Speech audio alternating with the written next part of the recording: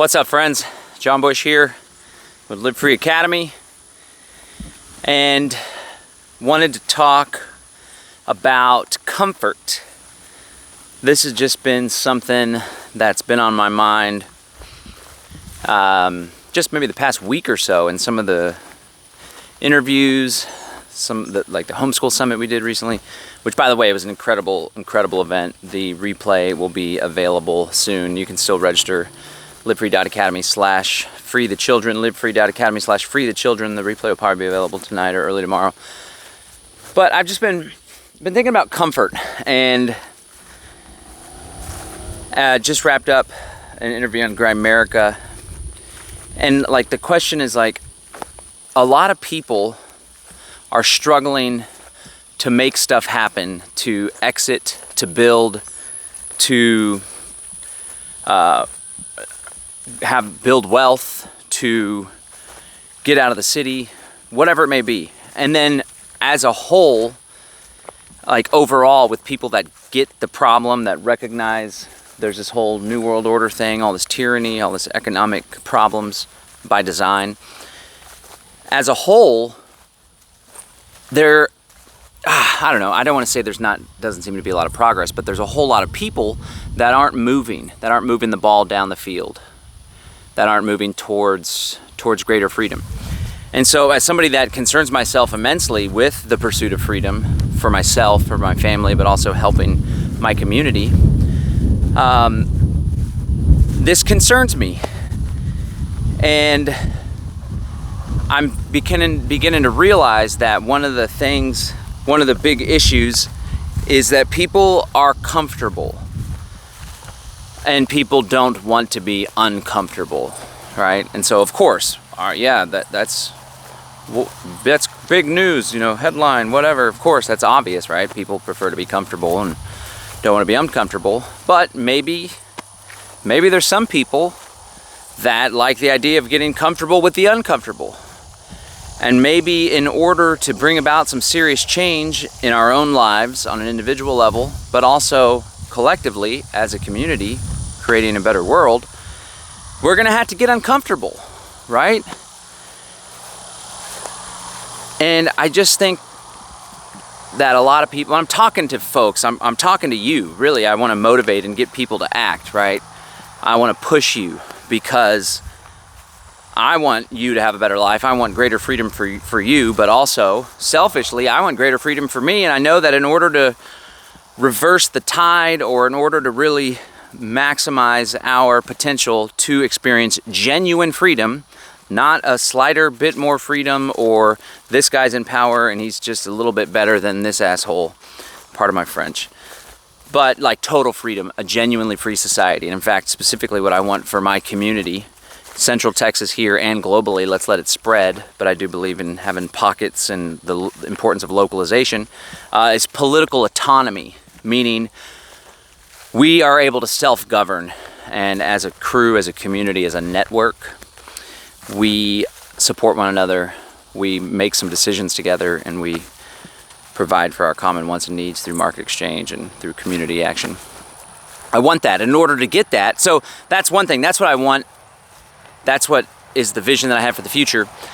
But there's this dichotomy between, and I guess it's wanting freedom and wanting to avoid tyranny, or wanting happiness and to avoid suffering, in terms of like how the Buddha taught. But it's like you can allow a better future to pull you towards that. And so I want to encourage people and try to motivate people. That's a future that we could have, but not if you're just going to be comfortable all the time. And on the flip side, something that we don't want to have, which perhaps motivates people more, is this nightmarish technocracy, panopticon, surveillance society, total control paradigm that's coming to fruition, right? So it's like, what's going to motivate you? Are you the type of person that gets motivated by positive, happy things that you want to increase happiness? Or are you the type of person that wants to avoid pain and suffering? I'm talking to both of you right now. But one of the things that always comes up, and this actually got brought up during the summit, Mickey Willis, we had Mickey Willis and his wife Nadia and this guy Chris that's working with them. They created this program, a mentoring program for their kiddos, their young kids. And he was like, to be frank, we're at war right now. And then he described these tyrants and these oligarchs and this New World Order thing, right?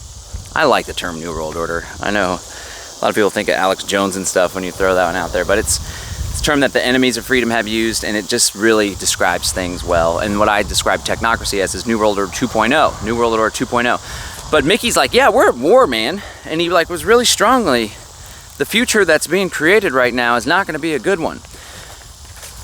And so in spite of everyone, in spite of our whole community knowing that, watching the videos, understanding you'll own nothing and be happy, they get it, but still, there's not a whole lot of action. And I'm talking like, it's gonna take 10x levels of action, massive action, for us to pull this off. So, in spite of the fact that the New World Order marches on, that after COVID we learned how far these control freaks are willing to take things, that it's plainly clear a system that limits our liberty, hinders our liberty with mandates, with tracking mechanisms, with global digital identity, a system that is going to shift into a central bank digital currency paradigm where a digital money is analyzed, tracked, and traced, but also has the ability to limit what you can buy specifically or shut you out from commerce altogether, which is exactly what was written about in the book of Revelations. Everybody, well, a lot of us know that, yet still people are comfortable. They're just chilling. And so I've been thinking also on this same line that one of the ways that something that motivates people to action is when they get really uncomfortable. Those conditions have to exist for there to be a mass uprising. People just have to be so fed up, so downtrodden, so defeated, right? So we see this kind of thing, whether it's color revolution, instigated or not. Oftentimes the natural conditions are there and they just get manipulated by the West, for example, or NATO. But nonetheless, the conditions are there in situations like Sri Lanka and the Netherlands especially. And so it either has to get really, really bad for people to finally stand up and rise up. But when you say stuff like that, I'm like, damn, you would think that we're already here. It's really bad. All those, what they did with COVID and stuff was nuts. But then maybe because we live in the US and there's federalism and there's conservatives and more conservative red states that didn't go along with it completely, it wasn't so bad. And then the other states that went along more hardcore, some of those people actually liked it and wanted it. I think one of the big things that needs to happen though is economic discomfort. People have to get really uncomfortable and unable to provide for their family, right? And so it brings me back to, that's one thing that motivates to action. But one thing that I've been riffing on a lot, this whole idea of collapse, the whole prepper movement, preparedness, it's my belief that it's entirely possible that there isn't a big crash collapse type of thing. Rather, there is a frog in the boiling pot gradualism, the gradual creation of this New World Order Great Reset system. Slow but sure, right? Now, they may need to have some pain in order for people to accept new paradigms like a central bank digital currency. Honestly, the masses are just going to accept whatever the fuck they want with a central bank digital currency. They're just gonna, this is what they gave me, so we're just going to use it. But here's the challenge for people in our community. As I started with, I'm trying to make the point that there's a lot of people that see the problem, yet there's a lot of people that see the problem and they're not acting, or at least they're not acting at such levels that would increase the likelihood for us to create a free society for ourselves. And so I think one of the problems is even within our community, it's that gradualism that's taking place. It's slowly but surely being fed to us. Most of the public is completely oblivious to the program that's getting carried out, but there's a phenomenon that exists whereby even the people that are aware of the phenomena, aware of the New World Order sinister plot, aware of the program, even those people are, for the most part, going along to get along and staying comfortable. I mean, I think, you know, actually, I think what started this comfort thing that's been with me for the past few days, springing up here and there, this idea is, I worked a few nights ago before the summit. It must have been Wednesday, before the homeschool summit that we did, which was 11 to like 5 p.m. I worked for 14 hours, which isn't entirely out of the ordinary. I mean, it doesn't happen all the time. It happens when there's a perfect storm more often, when my kids are with their mom. They're with her every other week. Right now they're with her for July. And then when my fiance is out of town too, it's like, what the hell am I gonna do? Let's just work a lot. But anyway, I had all sorts of stuff to do, but I was thinking towards the end of the shift, I wanted to actually be done sooner, because I can work and work and work and have incredible stamina and just ability to get shit done and keep going. But sometimes they reach a point where I'm starting to run out of steam. And the challenge is when I have to get a project finished because the next day is a summit, for example, I gotta get all these systems and automated email responses and blah, blah, blah. Sometimes I'll be like, okay, I'm almost done. And then I'll run into a problem. And then that problem adds another 30 minutes, another hour or longer. And I'm already done. The real answer to that as an entrepreneur is to outsource that and to delegate better. But anyway, so I was in that space. It's like I've been working for 10, 12 hours, starting to lose steam. And I start to think like, man, I'd really just like to be home watching a show. Like I started watching Entourage again, something I watched when I was a youngster. After my first major, real serious girlfriend, we split up and I went back to my friends and drank whiskey and watched Entourage, the whole series. But I was like, man, sometimes maybe it would just be nice to have some leisure time too. I think that when I'm out here on the farm and actually getting some time in, some work days and stuff, like me and Brad got a solid work day in, and him and my son, before I even woke up, were hammering out, moving some of these plants over here from our little container garden. But when I'm out here, I'm like, oh, I want to do this more instead of being in the office, right? Which I'm shifting towards and doing that more. And then the real trick is to run businesses off of the property so you can earn an income and grow food and teach people. And it's like this whole synergistic thing. But I digress. I had that feeling of like, oh, this is uncomfortable. I'm tired. I could just have a more leisurely life. But then immediately I realized like, no, I'm not going for a leisurely life. I'm not going for comfortable. I'm trying to create immense wealth and abundance for me and my family so we can live a good life, so I can give my kids crazy experiences, so we can go on vacations and travel and do life nice, right? And we can buy nice things like a house and a homestead, and so I can contribute to my community, make incredible event spaces, create school districts to support the local homeschool communities, right? And that's not what I'm going for.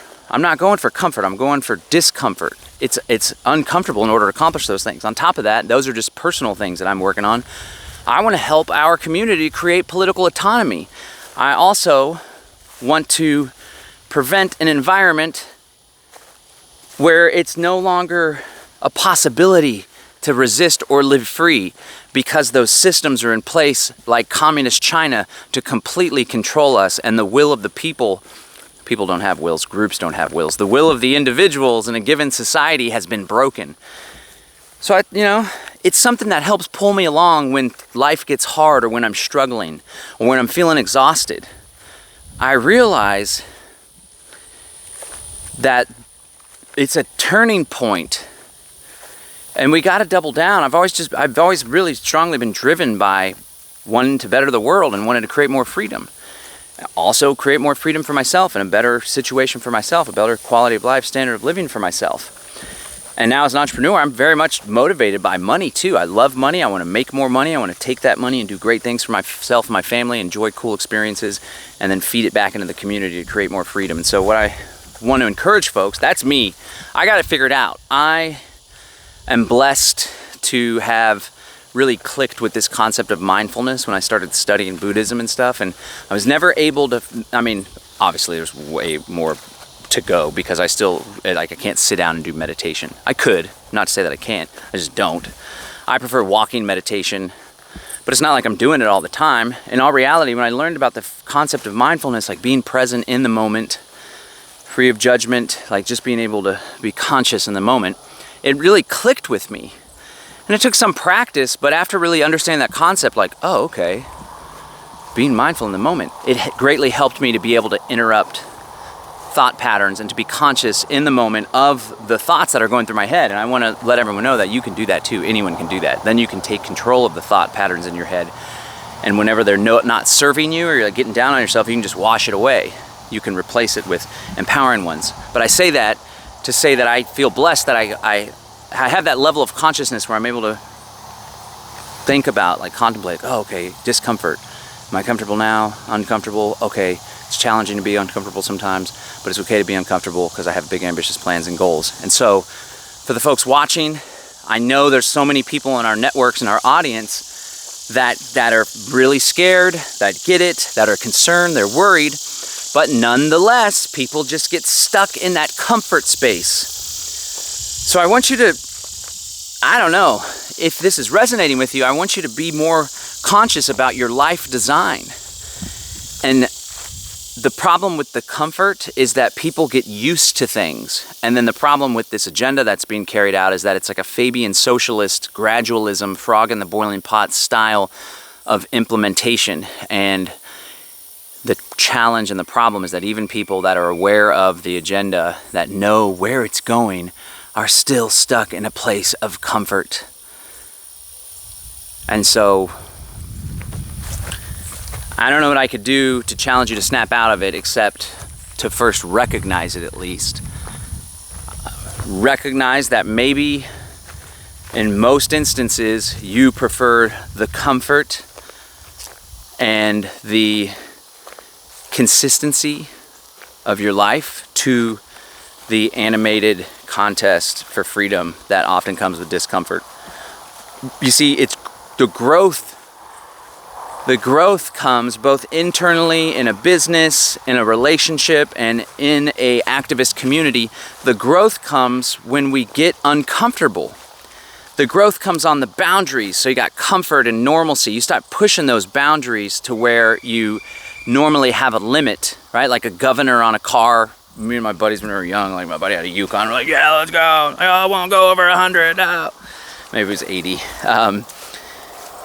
But people have a self-imposed governor, a self-imposed limiter, that oftentimes when they get up to the precipice of discomfort and of growth and of major change and breakthroughs, they pull back because they'd rather be comfortable.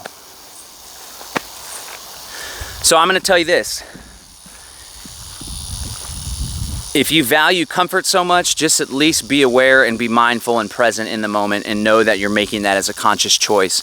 And know too that if you have children, if you have grown children and they have children, know that you're passing up on an opportunity to create a better world for them so they don't have to exist in a nightmarish, totalitarian, technocratic tyranny.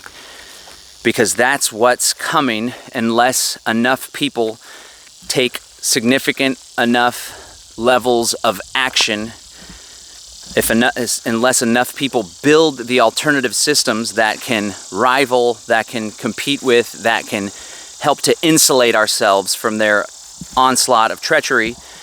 Unless you're willing to get uncomfortable, then that may be the future that your children and that the future generations experience, because the technology now exists for these megalomaniacs, psychopaths, sick, perverted pedophiles. The technology now exists for them to create an environment where there are no more revolutions, there is no resistance, the rebellion is dead, because there's total information awareness. So if you look at what's happening in communist China and you find it to be revolting, but you're still carrying out the program, but you're still working your butt off to barely make ends meet, and in the time that you're not at work, working for someone else's dream, you are enjoying leisure time.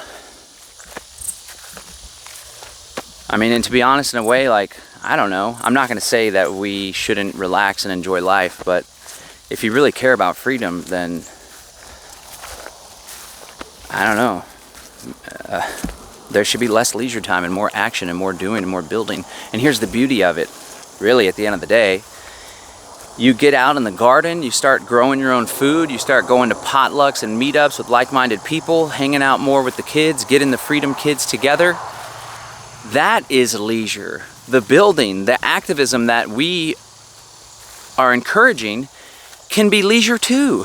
It's enjoyable, it's fun, it's fulfilling, it's fruitful. It makes a difference in your quality of life and the freedom that you experience and enjoy. And the more that we do of it, the more likely it is that we can be successful in our goals of pushing back on this machine that's being created and experiencing true freedom.